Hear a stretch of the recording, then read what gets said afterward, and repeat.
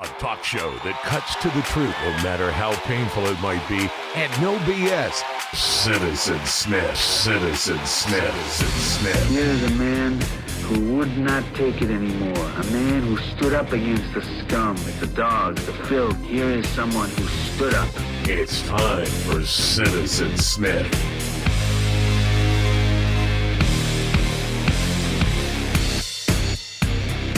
Good morning. How are you today on this beautiful Friday in the Rose City? Aloha Friday. I like to make it a Hawaiian Shirt themed show every Friday in the summertime because I like Hawaiian shirts and I like Hawaii and it's comfortable. I'm a little tired today. Didn't get a very good sleep. Seems to be a routine now. Thursdays is my neighbor across from me's party day. Approximately 26 years of age. Seems that this is the night that all his friends get together. And they walk in and out of their apartment, and our apartment that I live in is about 155 units, 6 floors. Not very quiet. When people want to make noise, you pretty much hear it in the hallways. And I don't know what they're doing, but at 2 and 3 in the morning, they're up and down the hallway, drinking and laughing and yelling. So what do? This has been going on for several weeks now. Seems to be a routine. This is their day. I don't know what they do for work, but they're not getting up in the morning. But I got to get up in the morning. I haven't lived in an apartment building for a very long time. Well, let me take that back. I lived in Seattle in an apartment building, but it was on the first floor, and there was noise there too, and that was in 2014. Since then, not really. You know, I was in a house in the South Shore of Massachusetts near the ocean. Little house by myself, isolated, quiet. The only thing I was worried about was maybe some coyotes coming through. But after a year of isolation, I wanted to get back into a social environment. And all in all, I'm happy to be in an apartment building in Portland with a diversity of people, ethnic backgrounds from overseas. There's Chinese, there's a Mexican gal that lives there that I met. You know, there's older people like me. There's younger people, but 60% I'd say is 21 to 28 years of age, including my neighbor across from me, who at 3 in the morning is there. Like 4 of them, I was going to open the door and say, hey, can you just keep it down? I got to get some sleep. But I didn't. But I'm going to have to bring it up because for some reason, they just haven't comprehended the fact that some people are sleeping at 3 in the morning. What the hell are they doing going in and out? Oh, they go out and then they go like down to another apartment around the corner on the floor, or they're going up to the terrace up on the 6th floor, which is just above me. I'm not sure why the coming and going in the hallway is frequent for like 2 hours, from 2 in the morning to 4. And laughing and, you know, I got to go out. Next Thursday, I'm addressing the problem. I'm opening the door and I'm going to say, can you keep it down? I'm trying to sleep. But why do I have to say that? This is a professional apartment building. Everybody's a professional in there working, doing something in the city. Medical students, doctors, you know, everybody's got something to do in the morning except this group, I guess. I know what I'll do. If I see them, you know, it's just awkward, right? I haven't been in an apartment building for so long. I'm a little awkward on how to address this. I don't want to lose my temper, but I want to convey that, look at, man, I was in a deep sleep, and then out of a sudden, this noise woke me up. Now it's 2 hours to get back to sleep. I have earplugs in my ears to overcome some of the noise.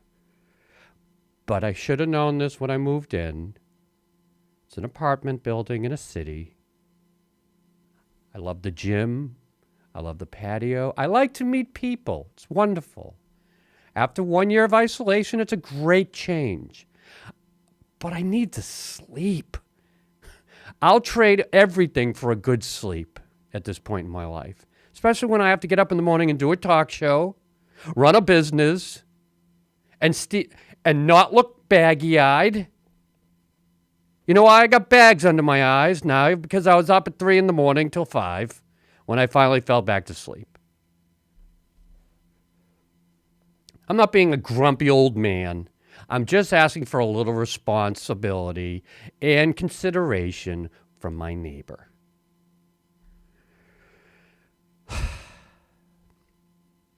Segment 2. Let's talk about the coronavirus. There is a Delta variant that is causing issues around the world. Stronger, more deadly. Here in America, we're doing okay. We're still not near herd immunity, and we're trying to overcome the lack of the young adults in America from getting the shots. Other than that, though, the concerns of America are pretty mild compared to the rest of the world. We've got it pretty much under control. Hopefully it continues. But that's not the case in other countries around the world. If you've been following the news, this pandemic is out of control and hitting its highest levels. It's peaking in some of these countries like Africa. The continent of Africa is now the deadliest place on the planet. It's in its deadliest stage of the pandemic, and there's little prospect of relief in sight, as reported here in the New York Times, which I'm reading. The Delta variant is sweeping across the continent. Namibia and Tunisia are reporting more deaths per capita than any other country. Hospitals across the continent are filling up. Oxygen supplies and medical workers are stretched thin, and recorded deaths jumped 40% last week alone. Don't forget, this pandemic is alive and kicking, and it's kicking the ass of a lot of countries. This is the second year they're heading into. They don't have the vaccines. The African Union's modest goal of getting 20% of the population vaccinated by the end of 2021 seems out of reach, it's been reported here. Rich nations have bought up most doses long into the future. Hundreds of millions of shots from a global vaccine sharing effort have failed to materialize. Wow, come on, everybody, let's pull together. What the heck, Africa, right? They're just not treated fairly. They don't get what they need. It's hard to get things to them. I'm a little surprised. I thought we were doing a better job of getting the vaccine out. We're supposed to get 600 million doses of the Johnson & Johnson out. This country is supposed to. That's what Biden said. Where is it? Let's go. We need a whole nother level of participation, efficiency, and distribution of this vaccine to these countries. This quote, "The blame squarely lies with rich countries," said Dr. Gratinji Jatahi, a commissioner with Africa COVID-19 response, a continental task force. Quote, "A vaccine delayed is a vaccine denied."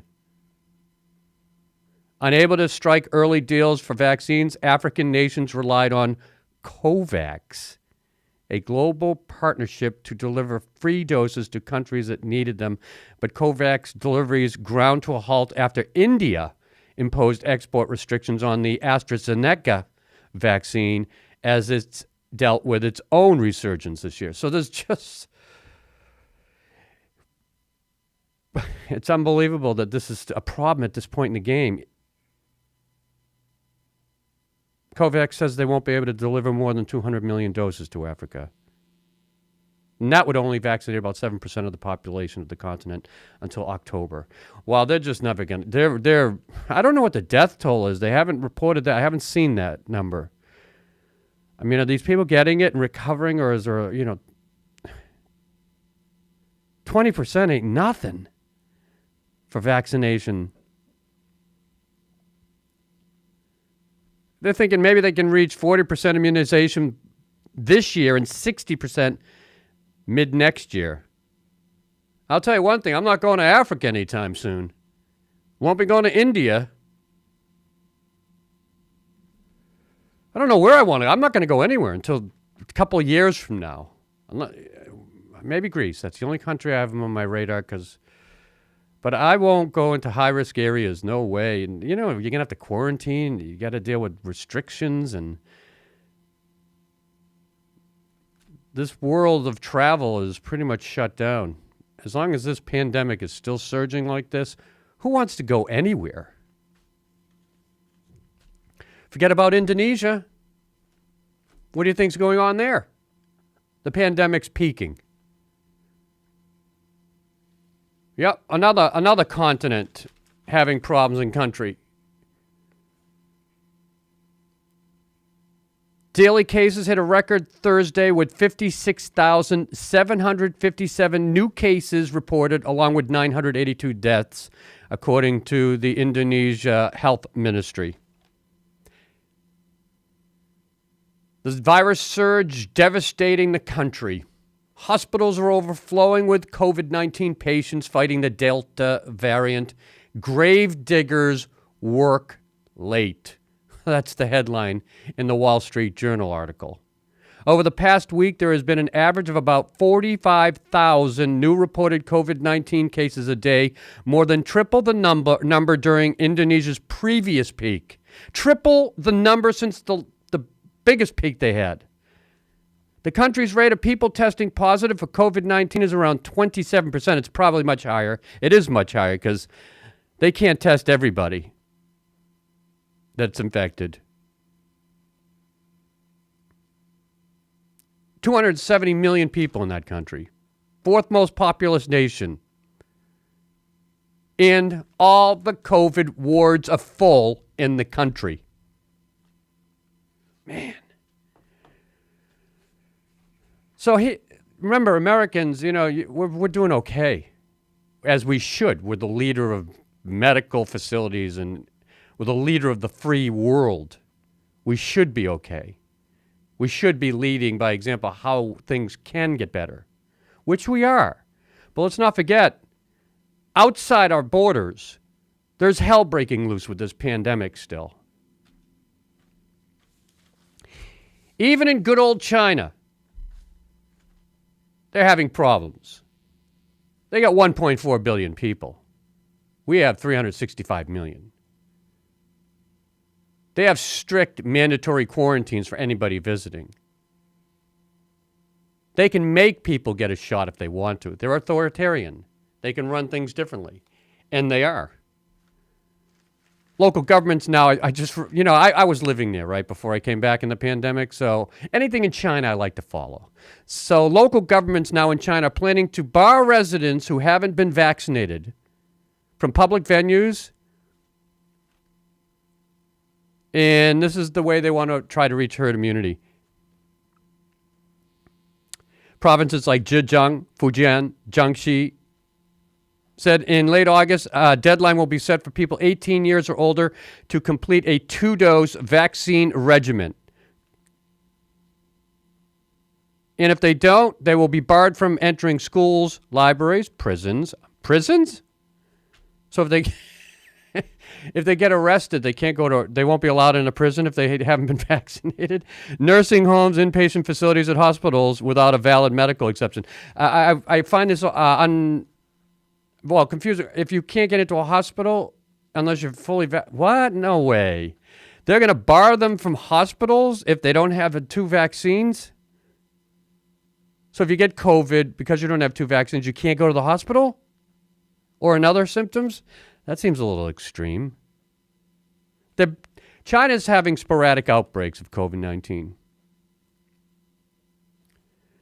The China National Health Commission declared a nationwide vaccination mandate. No, they haven't declared one, nor has it signaled to the public that it will. But you bet your ass that's coming down the road. I guarantee it.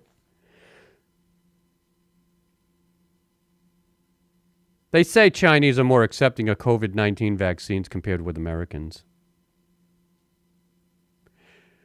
I don't know about that. 80 to 85% of the population, they say a top Chinese health official last month increased his protection of the immunization level at which community transmission would stop. In other words, herd immunity, they say, in China is 80 to 85% of the population. They're far from that.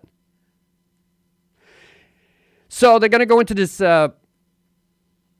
mandatory shots in some of the provinces. They're kind of going rogue from the government. Key facilities will check whether people have been inoculated via health codes on their mobile phones. They've been doing that anyway. They had a color system. Red is you need to get vaccinated or you had the COVID. Or they can provide paper documentation they have been vaccinated to circumvent the ban. Places that would be off limits to those without shots. This is in another month in some of these provinces and maybe throughout the entire country if the whole country goes into this mode. No karaoke bars, no movie theaters, no internet cafes, and you can assure yourself other places like malls and such. So again, we're not doing that in America. We can go into restaurants. We don't have to show IDs that we're vaccinated. That would be an infringement on our freedoms. Thank God we live in America, in a pandemic especially. Because the world's going insane trying to control this thing and to extremes. And we've been through the extremes here, and don't get me wrong, it's not like it hasn't been a tough go for all of us. But we're not getting to this level. I mean, I'm just happy that we can go into a bar and restaurant now in Portland, Oregon, not have to show a proof of vaccination, not have to wear a mask. It's relieving. By the way, if you want to chat, this is a live show, 9 a.m. to 9:30 every day. I've yet to get any chats on the show. But if you have any opinions or comments, feel free to share them on a chat room here. We're live on YouTube and our own Facebook page and Twitch and Twitter. So the concept is engagement with the audience and participation, like a talk show. We will have phone lines set up too, a call-in show. That's the ultimate goal, but we're gradually working towards that. Last but not least, segment 3, I'd like to talk about the U.S.-China challenges that are being faced, and I'm hoping that we can avoid war, right? Because that's all I hear about with our relationship is war is imminent. Books have been written about it. That we're on a confrontational conflict of objectives, an authoritarian regime versus democracy. And I worry that all this talk of war leads to war. You know, the people of China are really great. And for the most part, you know, they don't have like animosity and hostility towards Americans. I know I live there. But the governments are a completely different story. On how the government works and represents the people is far different than what the people actually think and want to do. And right now, China's government is very headstrong on being the leader of the free world and usurping America's hegemony, as they say, from leading into the future. But I don't believe they'll ever reach that point. I think they're going to have too many domestic issues to deal with a population of 1.4 billion. I don't think the world wants to embrace authoritarianism. I'm sure the world wants to embrace democracy. And we're dealing with the South China Sea, which is the hotbed of what's going on between the two countries. That's where China said everybody who goes through the South China Sea now must do so with their permission, essentially, which is against international laws that was ruled. And this is the new hot point, the new battlefront for our military and their military. When you have Japan and one of its leaders in the politics, they're saying, you know, America needs to prepare for war with China, and Japan needs to have a stronger ability to fight what could be a future war. When you have Japan talking that way, you know we got a serious problem. Now, hopefully these are just war of words, because it's been a lot of that in the last year especially. And it's just gotten worse with the warrior mentality in the Chinese government and its ambassador to America. They flashed it on the ABC News a few months back, or if a little longer back, says China must prepare for war with America because of something that wouldn't happen. Making statements like that is irresponsible, first of all. And secondly, sets the wrong tone for a new administration coming in that's trying to get back on track with a more peaceful setting. When we had exported some vaccines for COVID in Taiwan and landed a cargo plane, China said that it's a confrontational move and provocative, and we should blow up the cargo plane and destroy it. I mean, these kind of war hawk, or whatever you want to call them, remarks is way out of line. And it's getting to the point where I would like to see more rational heads prevail, because it's getting to a point where they want to set up a red phone, emergency phones. They say phone, but I'm sure, it could be another way of connecting via satellite, but with Beijing, because the top-down mentality in Beijing, and what if a nuclear confrontation erupts because of a misunderstanding of what's actually going on? They don't have that direct communication with Beijing, and Biden wants to set it up, but they haven't heard back from the Chinese. Xi Jinping hasn't answered his call, I guess. And this is the type of thing what we're trying to do now, because we had one with Russia in the Cold War.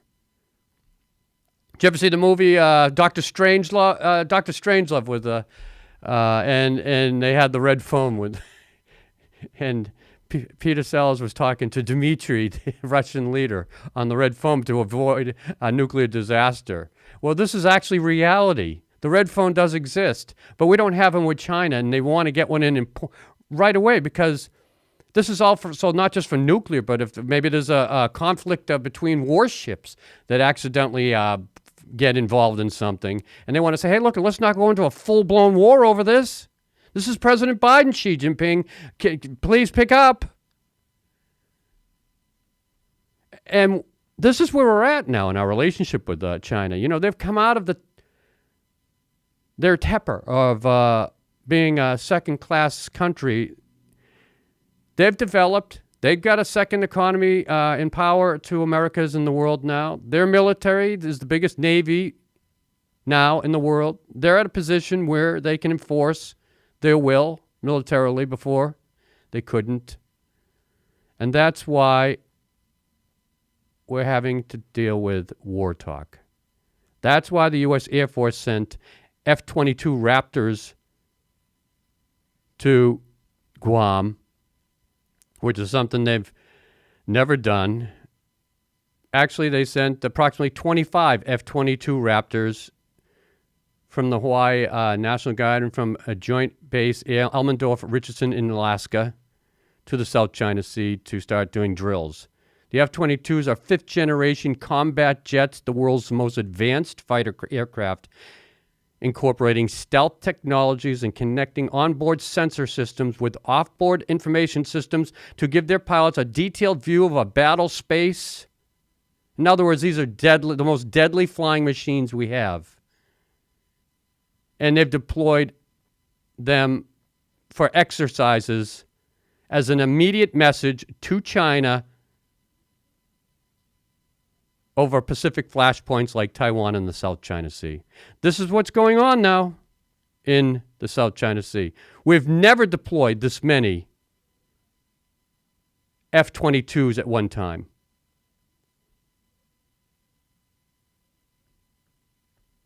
We've refocused our entire strategy militarily from Afghanistan and the Middle East to the South China Sea.